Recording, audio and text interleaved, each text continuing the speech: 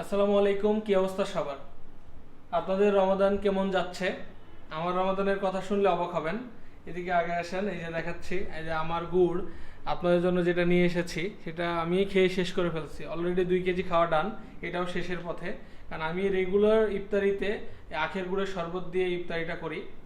আমাদের অনেকে জানতে চাচ্ছেন আমাদের গুড়ের টেক্সচারটা কেমন হয়ে থাকে, তো আপনাদেরকে আজকে দেখাই আমাদের টেক্সচারটা কেমন হয়। অনেকে জানতে চাচ্ছেন আমাদের গুড়টা কেমন, এটা থেকে দেখাই যেহেতু এটা আমি খাচ্ছি। আর এই যে আমাদের ইনটেকটা এরকম হয়ে থাকে, এরকম 1 কেজি করে জার।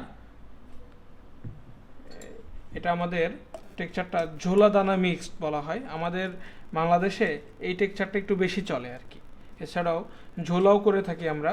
পাটালিটা আপাতত করতেছি না, খুব শীঘ্রই পাটালিটাও করব। এই যে এরকম ঝোলা দানা আপনারা সম্পূর্ণ চিনির বিকল্প হিসেবে ইউজ করতে পারবেন। একদম ন্যাচারাল সুগার যেটা বলা যায় এটাকে, একদম।